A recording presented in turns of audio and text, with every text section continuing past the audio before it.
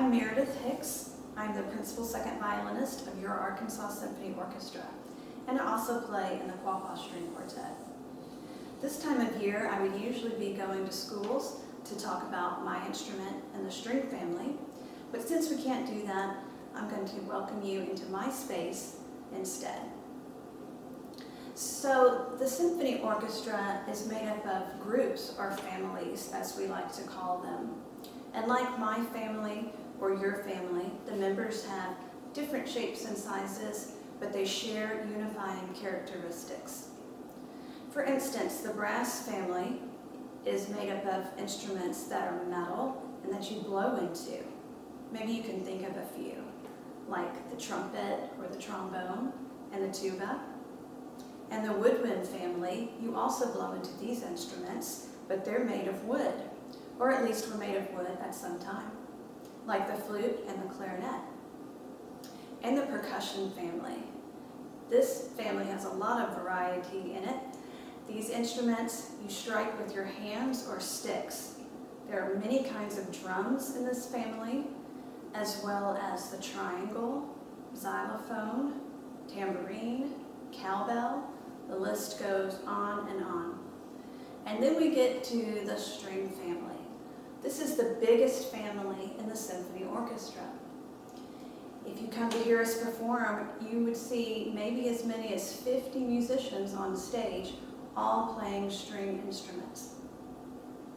The string family instruments are the violin, viola, cello, bass, harp, and sometimes even the piano. It has strings too. The violin, viola, cello, and bass are pretty much all the same shape. We each have 4 strings. The bodies are hollow. They're made of wood. And we all use this stick with hair on it called a bow to rub up against the strings and make music. The only difference between these 4 instruments is the size. The violin is the smallest instrument, giving it the highest range of notes. I'm going to play a piece for you now by a composer named DeBarrio, which will show you the range of the violin. At the very end of this piece, you will hear me play nearly all the notes on the instrument, from this low G to a very, very high G on the instrument.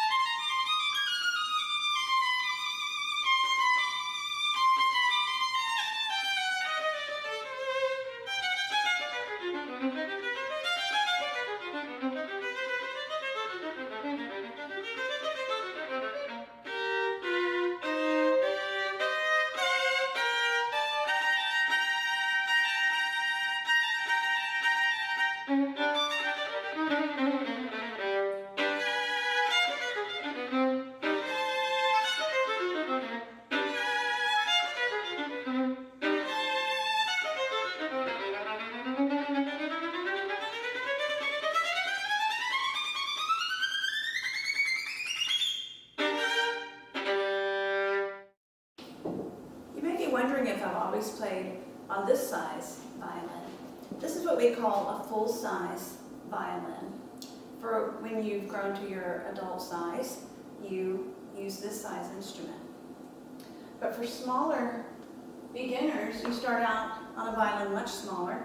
This is a quarter-size violin in a really fun, enticing color.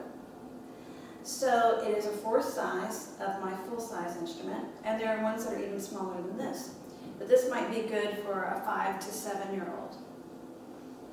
If you want to get an idea of how big these instruments are as compared to a French bulldog, the full-size instrument is about her size.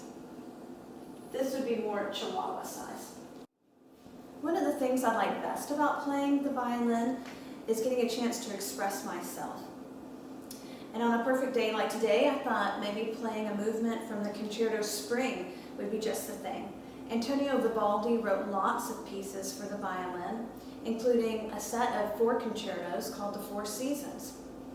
In Spring, he actually depicts the sound of bird call, babbling brooks, and even a little thunderstorm in the music.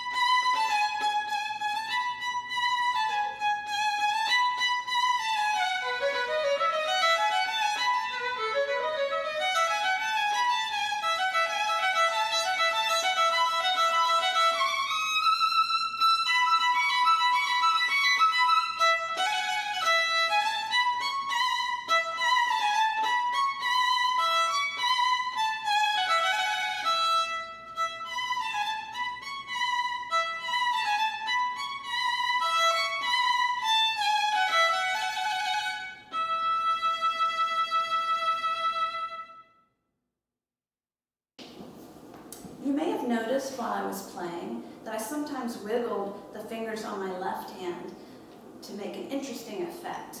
This is called vibrato.